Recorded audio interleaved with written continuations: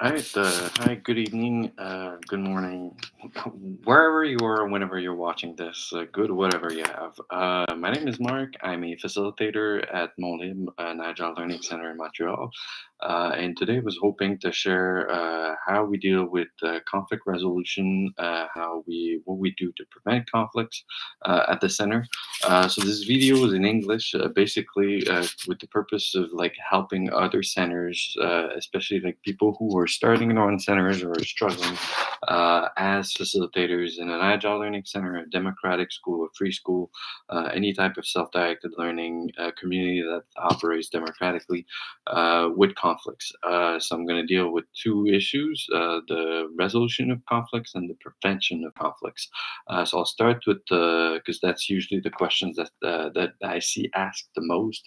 What do you do when there's a conflict, which is significant? So we're going to start with this, and then we are going to get to conflict prevention, which I think is in some way more significant, as I have the feeling that like some of the things that we do that I can suggest here, like in my experience, they tend to prevent maybe 70% of conflict. So like and I guess like that's a warning to whoever is watching this video. Like what I'm about to share, like it doesn't prevent every conflict, it doesn't solve every conflict, but in my experience, like it really does a significant amount to help.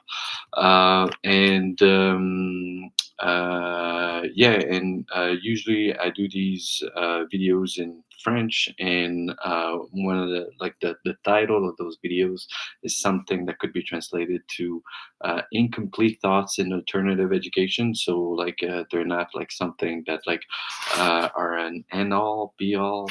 I don't know what the expression is, but I believe you get my point. So I want you to feel comfortable to criticize or to build around like any of the ideas that I'm about to share with you. And as well, like it's not because that I'm sharing them that like it means that like every democratic school operates this way. Every agile learning center should operate this way. This is how we do it. I've been like really grateful for this system ever since we started to implementing it. So usually you might have a conflict. So one of the kids might reach out to you and say like, "Please help me out with this." It might not take that form. It might be someone screaming or something like that because they're hurt, they're feeling bad, they want some help. So there's a couple of principles that guide what we do, and one of them is usually the idea of trying to find a solution that's between doing nothing and suspension. Because we don't want to kick out people. We don't want to, we don't want to do nothing for a while, and then like the only thing that we're gonna try is at some point we're gonna kick you out, or just or the one thing that like could be added to that, like the threat of being kicked out. We want to play in that space between doing nothing and that suspension. And the good news is there's a lot of place to be creative within that space, and so this is what we try to do. And the other principle, and I guess like this is a significant portion of what I want to share. One of the reasons why we want to do something and do nothing as opposed to doing nothing is because if there's an issue with a child or they don't have their needs satisfied, or it could be even with an adult, uh, we want that message to keep coming back. We want, like in my case, like I want them to keep coming back to me and say, "There's something wrong. I need some help. Can you help me out?" So we want to do something that like will at least ensure that like this conversation can keep happening, can happen again if there are other issues in the futures. Because one of the issues is if they have issues and they don't come to you after a certain point because like they don't trust that like you are there to that you're going to do something that might help you, that might help them, then I feel as though that's when your center starts to become to be in trouble. Because if they don't turn to you for help, who are they going to turn to? It might be one of their friends. It might be they're just going to take it into their own hands, and like usually in that context, especially if there isn't necessarily some good modeling, or they're not exposed to lots lots of really good conflict resolution skills that can turn to something bad pretty quickly. So you want to do something so that they're going to keep coming back to you and share their issues with you. And obviously you don't want it to be too harsh, especially in the sense that, like, you don't want to go straight to suspension because someone insulted somebody else. Because otherwise, like, I guess, like, it's gonna make the place like just too scary for everyone. So that's the first principle. The second principle that I have is restorative justice. Like, so that's one of the big principle that, like, so the guides what we do at the center, and that guides the type of solution that we try to co-create, whenever there's a need. There's one that, like, we sort of use not necessarily as a last resort, but like if we're not creative enough to find a solution that can satisfy everyone, we will use that one aspect, and I'll get into it in maybe like 1 minute. The other sort of principle, and it's not necessarily a principle, but it's more like a way to, like, define, like, one of the issues. One of the issues that you might have in your self-directed learning community, and which is something that, happens in regular schools and happens in, like, all kinds of other types of community, is to have, like, that one kid that, like, realize, oh, that kid doesn't like it if I do this. They don't like it if I do this. I'm gonna keep doing it. I'm gonna keep. Oh, if I keep doing this, if I push this button, oh, I'll try this button and all that sort of stuff. That's that. Like, if you don't have anything that prevents that, that can lead to, like, that one kid that, like, who's having his or her or their button pushed to feel quite alienated, bullied, and uncomfortable, and that's something that we want to prevent as much as possible. So to have, like, something that can help prevent that one specific situation. And because to me, like, those are the worst types of situation. Yes, you can have your kid that insults somebody, someone once, and then just, like, leaves and go to a different room, and, like, the person who's been insulted doesn't necessarily have their needs satisfied. But if it just keeps going and keeps coming, they keep coming back and they keep pushing, that really is, like, something that can be detrimental to your community.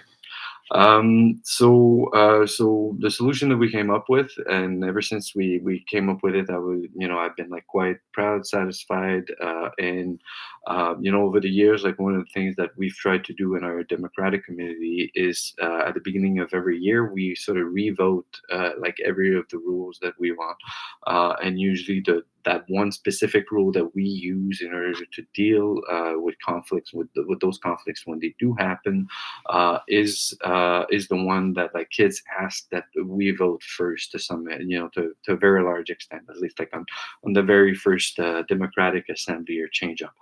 And the basically the and obviously, like, there's like what I'm about to share, there's other steps that you can try to go through as an educator prior to getting to that point. But at the same time, like, it becomes like a pretty good tool that, like, the kid can use at sort of any point, especially when you have, like, that kid who's nagging, who continuously nags. And so yeah, basically, so the way it starts is that, at our center, everyone has a chore, because, cleanup duty are shared responsibility. So everyone has a chore to do at some point during the day. For most people, it's done at the end of the day. And obviously, this is a moment that, like, we all don't necessarily enjoy. We don't, none of us really enjoy, like, sweeping the floor or cleaning the windows or cleaning a table or something like that. So we use that for restorative justice purposes.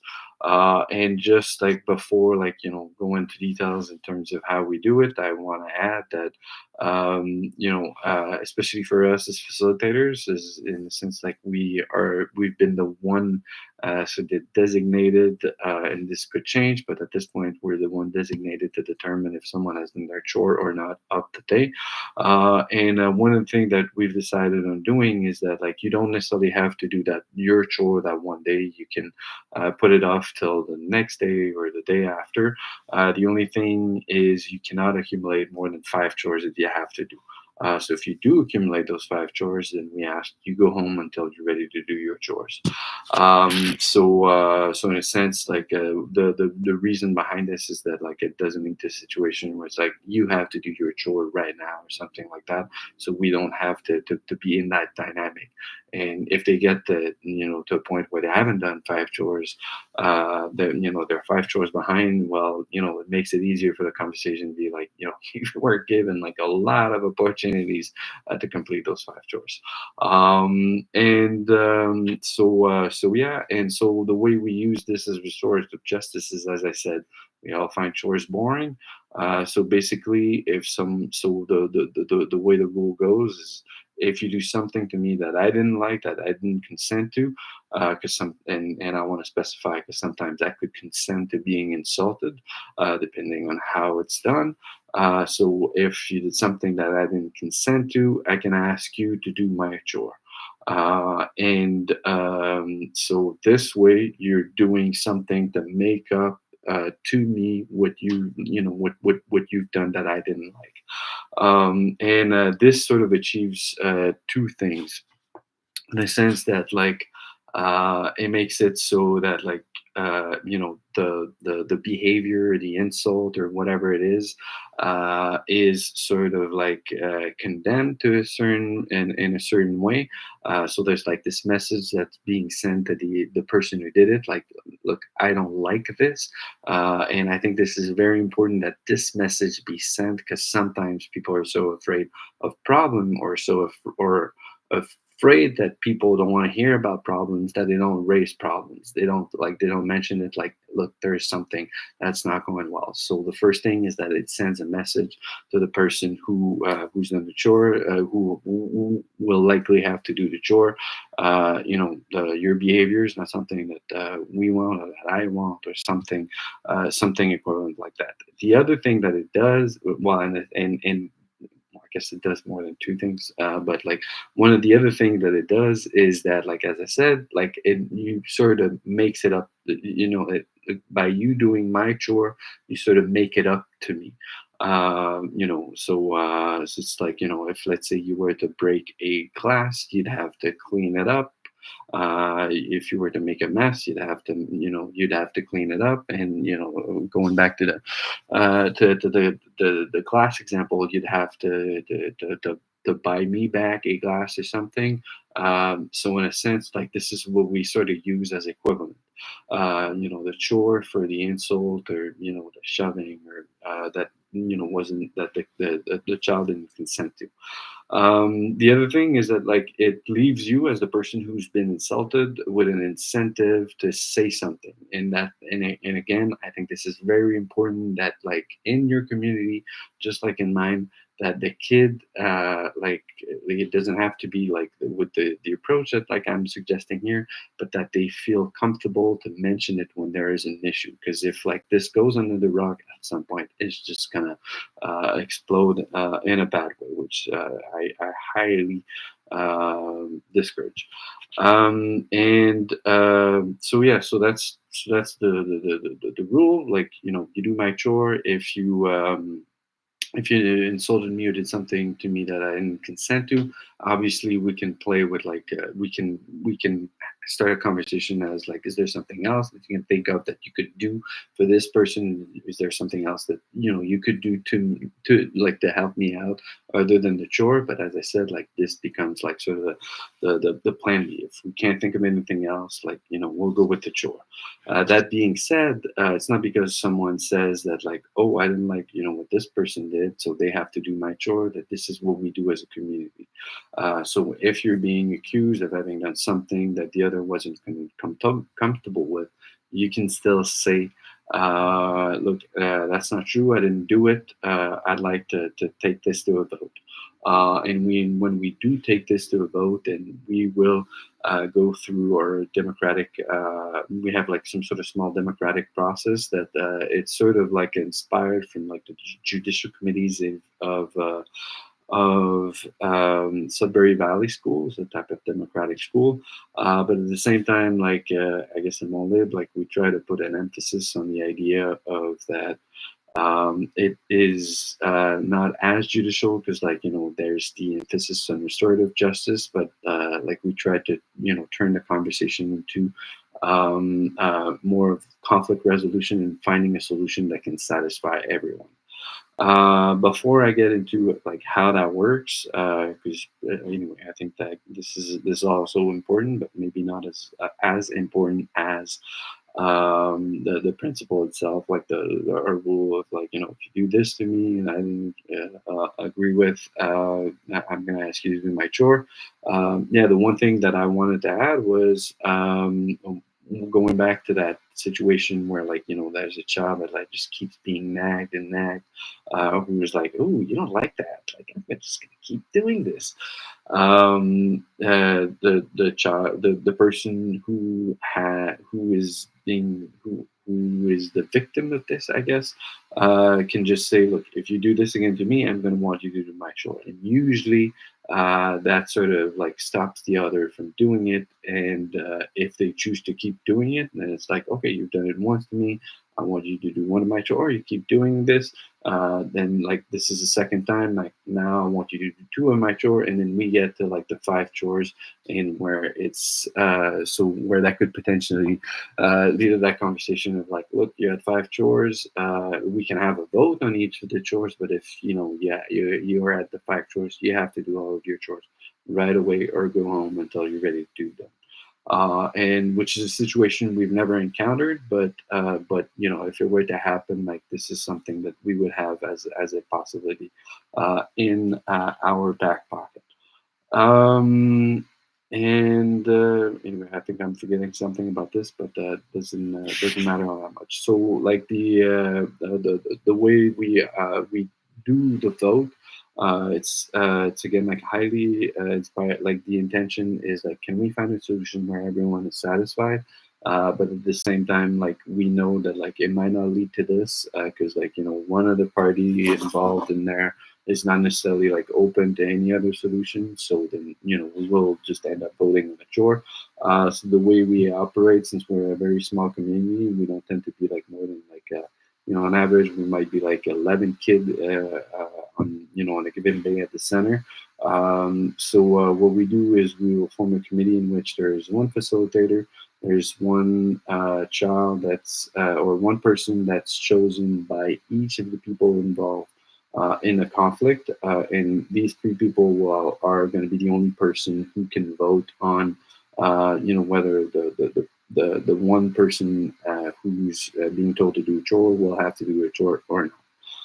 And the way we set up the conversation is we'll offer each side their opportunity to speak, to share, what happened, how they felt, what were their needs, what they want in that situation in the future, what they would like to see happening now, and if they have regrets. So each people have the opportunity to share all of these things. And if you're familiar with nonviolent communication, you can see that, like, it's sort of based on, like, I share what I see, what I've seen, what I've observed, what I've experienced. I share how I felt when it happened. I share what I want in the situation, and then we will open up the conversation as like, "Oh, okay, would you be willing to do this the next time around in the situation?" And it opens up the conversation as to like, what do you want right now, which we can then ask the other person, "Would you be comfortable with that?" And also, like, it opens up the possibility of people sharing regrets for having done different things, which I think is something that needs to be normalized by kids in a community like ours, but like everywhere else in the world, the ability to be able to say, "Hey, I was wrong, I should have done this," or I regret having done X, Y, and Z. And another thing, so then, once everyone has had their chance to share their perspective, and if we still haven't, we sort of end with the question, like, is there some other solution than the chore that could both satisfy all of you? The answer, if it's not a consensus yes, then we will take it to a vote, and if the person, and so then the three people who can vote will vote on the issue. One other thing that I want to talk in terms of like conflict resolution before talking about conflict prevention is when to intervene, and also sometimes like some of the kids might not think of like using this one rule, or the conflict might take like a different form, and so what to do in those situations, or what not to do, or what I'm suggesting to do or not to do. One of the first thing that I wanted to mention was like when to intervene and when not to intervene. And in my case, like my general rule of thumb is every time that I feel as though the kids are at a point where they might start crying, shouting, or like sort of like really feel uncomfortable, like or it could turn to something worse. That's when I choose to intervene. But if I got a feeling that like none of the people involved might start crying, might start yelling, might turn to something worse, then I will, even though like they might not like be using or modeling like the best conflict resolution strategies, if they can still talk to one another, I will try to let them do it so that they can practice doing conflict resolution without having like someone either doing it for them, which obviously like this is not what we want from our facilitator, or but at least like without always having like someone who's helping them, holding their hands through the process. But if this is what's needed, because I feel as though like within the next 10, 15 seconds or so, there's someone that might start shouting, that might start crying, then I will enter. The way that I do this is usually I will turn to the person whom I feel has the biggest needs in the situation, or like at least like the person who's the closest to like I don't want to say losing it, but like being the closest to crying or shouting or something like that. And I will ask them, and this is yeah, that's a similar question to when we're doing the vote. Uh, can you tell me what happened, and and what would you like in this situation? And the reason, and one of the things I want to specify is when I say like, can you tell me what happened? Sometimes, well, a lot of times, especially kids will rarely use really concrete terms. Like I remember at some for a while we had like two twins who sometimes would ask for a vote, asking that the other twin like do their chore, and saying both of them would do that at the same time. And I would ask them like, so what happened? What didn't you like that happened? And they'd be like, well, my brother was just being an idiot. And like, okay, what does that mean? So concretely, like, are you saying like that your brother insulted you, that your brother pushed you, that your brother asked, stole something from you? What is it concretely? So I'll try to, lead that conversation to like having the terms being as concrete as possible. And I will, like, I'm close to being 6 feet tall. So if it's younger kids, I might kneel down. I might be, I'll try to have like a voice that's really calming. I might try to be like lower than they are. And so I will start by asking this question, and I will, quite rapidly turn to, okay, so what do you want in this situation? Like, what do you want in the situation right now, and what do you want in this situation if this situation was to happen in the future again? And usually, what would tend to happen is, so they will give me an answer. I will help them construct that answer, and then I will ask the other party involved, like, so would you be comfortable if in the future you would do this instead? Or and would you be comfortable to do X right now to either make up for what you did, or like just to help your friend who's in need? And so that's one aspect of it. And yeah, that person might say, "No, I'm not willing to do this in the future. No, I'm not willing to do this right now." So then I will turn the question to, okay, what would you be willing to do right now? What would you be willing to do in the future? Or what is it that what's your need in the situation? And once that's sort of named, like I will help them construct. Okay, so you're not willing to do what your friend suggested in the first place, but you'd be willing to do this other thing. And so then I will turn to the first child and say like, okay, would you be comfortable doing what your friend is currently saying at this point? And at some point we might get to a solution that satisfies everyone. So there might be like a bit of a back and forth there. One of the things that like I might do though, depending on the level of the conflict, and this is something that I've been doing more and more, is like I might prior to having this conversation, I might just separate. I might find a way to separate the two, and usually, as I said, like I will start by turning to the person who seems to be like the closest to who've lost it, and I will just invite them to like, okay, we're just gonna go to the side. We might go in a different room. In our case, like we might just step outside, and I'm just gonna listen to them at that point, and then I will just offer them that like we might play something right now. Sometimes like it doesn't necessarily this is not necessarily something that they want at the moment, but a lot of time like this is something that they want. We're just gonna play a bit together, and then we will try. Once we've reconnected the two of us, then we will try to have that conversation in terms of like, okay, so what would you like to see happening now? What would you like to see happening in the future if the same situation were to happen again? And because usually, if that connection is made, if there's been like some sort of like playing that's happened, the child is more likely to just go like, whew, and then it becomes more of a conversation than the risk of just like shouting and that kind of thing. And there's more space for empathy for the other and the other person's need in that situation as well. Sometimes it requires that I have to play with both before we can have a conversation. And one of the issue with this is, when there's a conflict that does happen, sometimes like they want a resolution like right away. And so like I try to give them a heads up, like say like your needs are significant. Like I just need to do a few things right now with this other child or something like that before we can get to trying to find a solution. But I intend to take the time to do this though, because your needs matter and I want you to be happy. So I guess like this might be like what we do in terms of conflict resolution.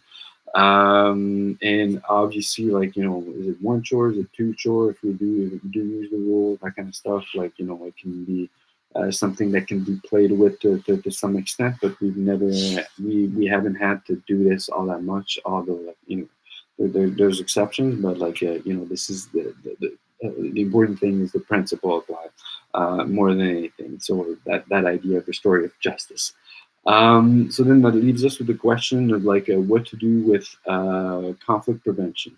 Well, there are like sort of like three keys, and like I've sort of alluded to some of them like already in the video.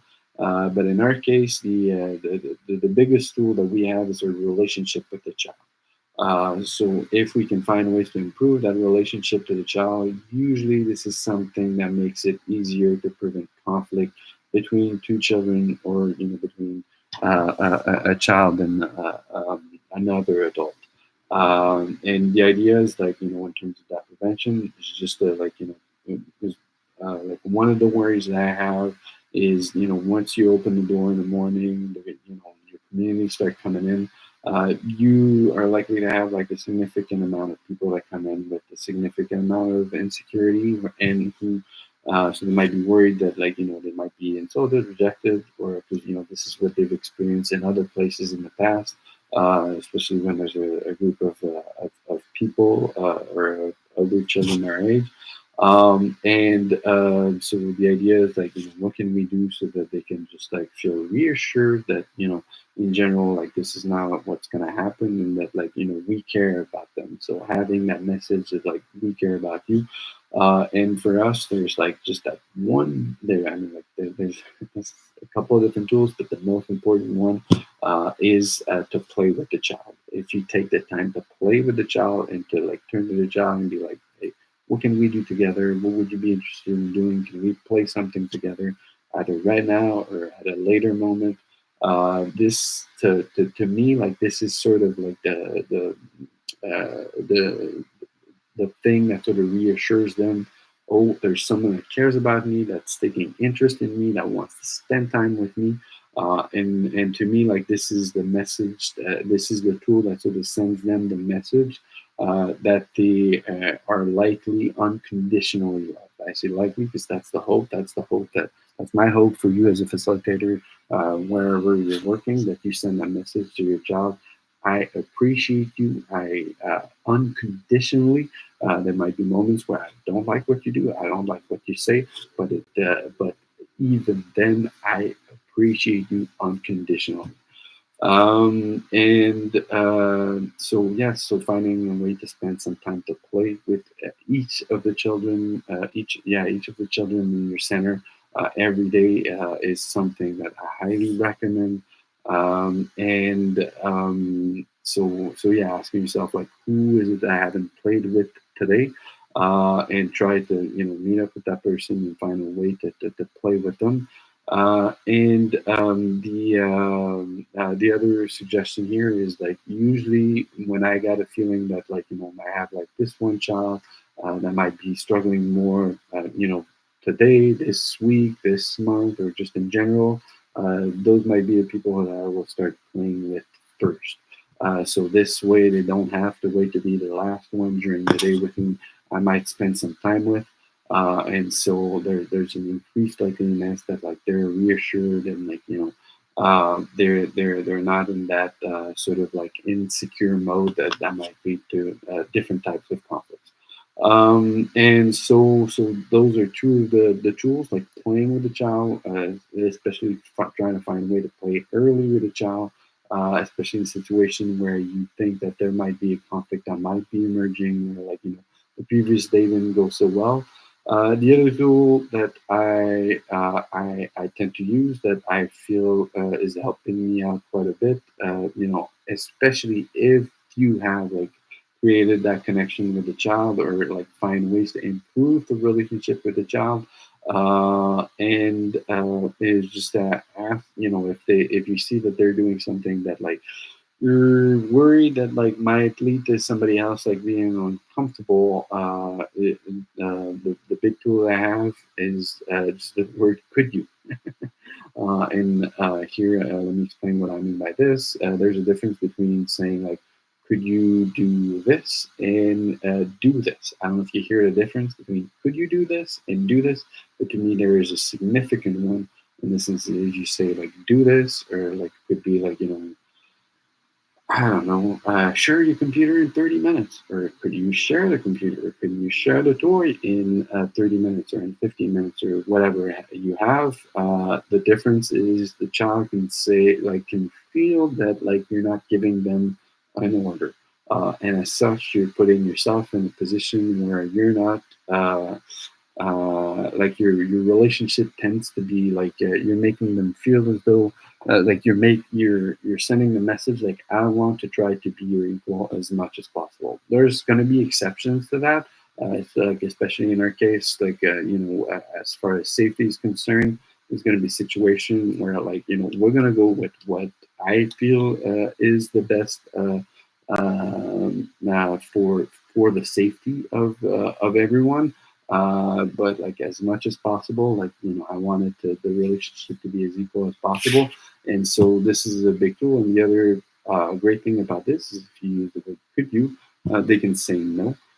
And if they do say no, then, like, that can start a conversation in terms of, okay, so what else could you do so that this other person can have their needs satisfied? And which can usually be like, a very a significant conversation, but especially, like, a significant modeling in terms of, like, conflict resolution skills. So in a sense, okay, you're not willing to go with the solution that I'm suggesting, but okay, so we still have the problem. I still have my needs. You still have your needs. What other solution could we explore that would satisfy both of our needs? Doesn't have to be mine. Doesn't have to be yours. Can be something that we co-create. And yeah, so, if in terms of prevention, if you've played a lot with your children, you so in a sense, meaning that, like, you've had, like, a lot of positive time with them, then it makes it easier when there's, like, the tougher conversations to have, and those tough conversations, or I like in my belief, are very important to have. Because if you try to avoid those important conversations all the time, it's a lot of stuff that's being swept under the rug, and it's a lot of like people not necessarily having their needs satisfied that's swept under the rug.